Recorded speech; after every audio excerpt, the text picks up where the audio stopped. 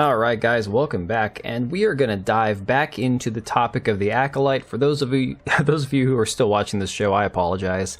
Luckily for me, I am not subjecting myself to it. I don't have Disney Plus. I am not signing up for Disney Plus for this garbage, but I do pay attention to the clips, the little, highlights and the things that go viral from it, just because I have to be able to talk about it. So I am way more aware of this show than I would like to be, but just enough that I can not subject myself to it fully. So I'll survive, thank God. I feel bad for those of you who are actually watching this show and subjecting yourselves to it on a weekly basis. That being said, the Nielsen data doesn't lie. The show is a flop. The show is an absolute bomb. Nobody's watching it. Nobody wants this. There's like a tiny subset of the new Star Wars fandom that's enjoying this. Those who just want to see their femboy soy villain that has no clothes on and the lesbian witches scissoring. It's a demented show. I'm not gonna lie. It's really out there. And I've covered a lot of the different aspects of the show before, particularly this lead actress, Amanda Stenberg, who's just literally like, she's a rich kid who came from rich parents. She's worth a couple $1 million. She's half black, half Jewish. She's got like multiple like screens of defense. She can use multiple victim status to like avoid any criticism for her terrible acting, and she's got the outlet media, the access media out there running coverage for her every chance she gets. People like Alyssa Mercante over at Kotaku, who's just simping over this evil Sith Jedi so incredibly hard. It's disgusting to see. And now she put out this article talking about, if you're mad about the Acolyte, you haven't been paying attention to Star Wars. Going on to say that despite the Acolyte's consistency in depicting a set vision, the fetid Sarlacc pit that is a certain corner of Star Wars fandom continues to insist that the series is breaking canon, destroying lore, and otherwise ruining a piece of media they've made their entire personality. This is just how Alyssa Mercante writes. If you haven't been paying attention too much to everything going on in Gamergate 2 and everything else revolving around all these weirdos and activists in the games industry, Alyssa Mercante is like the Anita Sarkeesian of Gamergate 2. She has put herself in that position and she's enjoying that position. So, again, we've had a lot of craziness come out with this Amanda Stenberg chick, going on The View, talking about how basically she's been suffering at the hands of racist, abusive harassers online who are sending her evil death threats.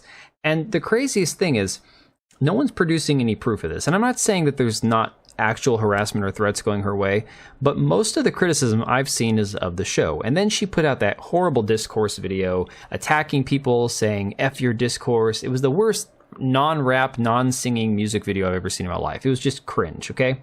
The reality is, though, that even the Shills, the shilliest of them at all, like Grace Randolph, this massive YouTuber who is part of the Access media, despite the fact that she's a YouTube personality, she's even saying that the show has become awful, criticizing it for the bad writing, the bad script, the bad acting, despite the fact that she has tried her hardest to stand up for this show, to stand up for Disney, because she doesn't want to lose that insider access she's got.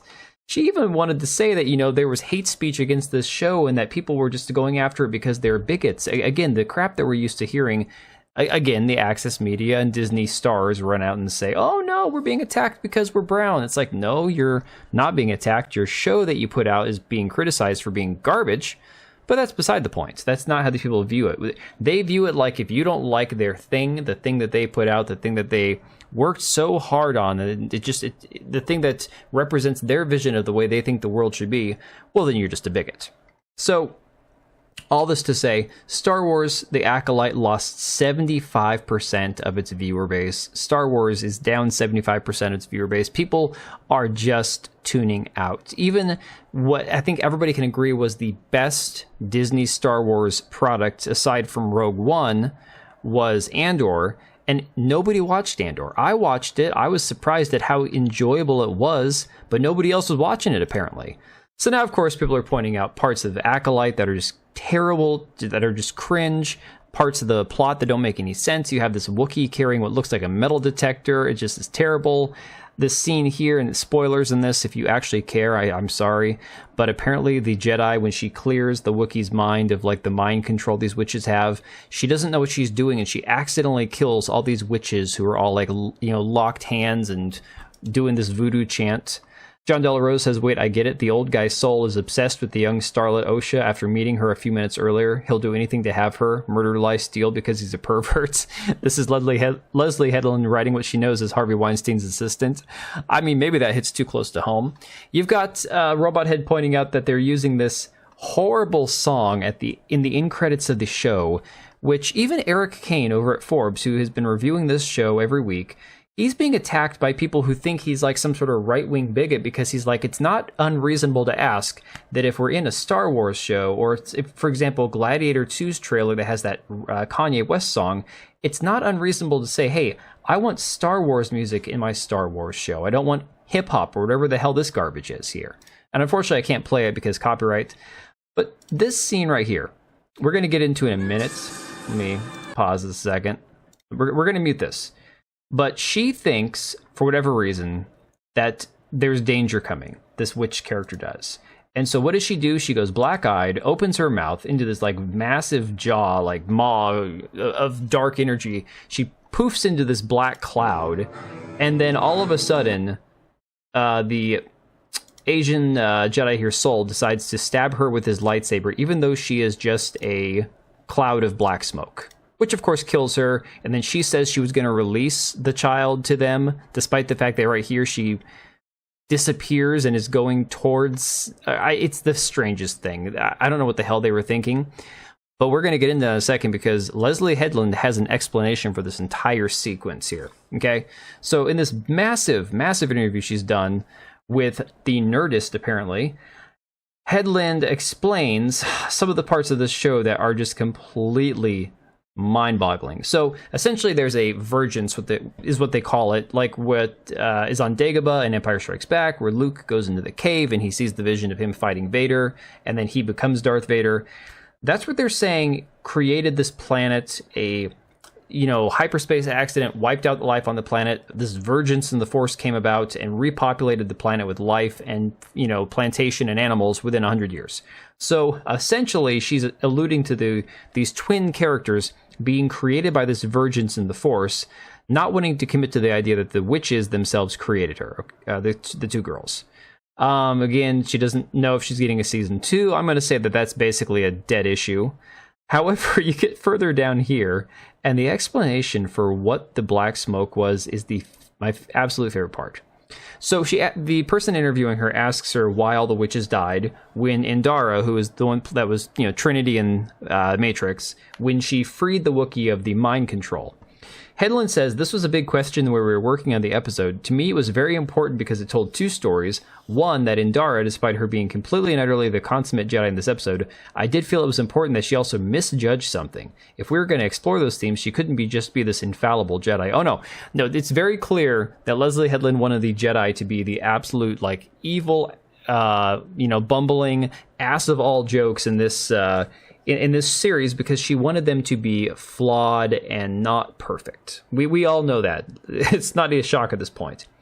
She also had to have something else going on with her, and I think what she did is in this moment, in trying to sever the connection between Kelnaka and the witches, she dealt with a power that she did not understand and was unfamiliar with. So once again, doesn't explain how she killed all the witches, just power she was unfamiliar with. So Headland asks, the interviewer asks, did she kill them? And Headland says yes, she didn't know that was going to happen to them. It wasn't intentional. She was just thinking she had to save her colleague, but she made an irrational decision. Okay, now we get to the black smoke. So Headland says, Anastasia, who is this witch gal, her main concern is that violence will be used again, in this confrontation. Jody and I talked about that meaning two things. One, that Anastasia must have come from some place that utilized violence. Okay, what planet and civilization in all of the universe doesn't utilize violence? My God, these people are idiots. It's something she would have seen when she was a child, something she would have endured in her coming of age. So the main concern is obviously the safety for children, the physical safety of them. I get it, because it's a planet full of women. There's no violence, right? Don't look at statistically who actually does more child abuse, men or women. Don't go there, okay? Secondary concern is I do not want my children or my legacy to be affected by something violent. I want to remove them from whatever that is.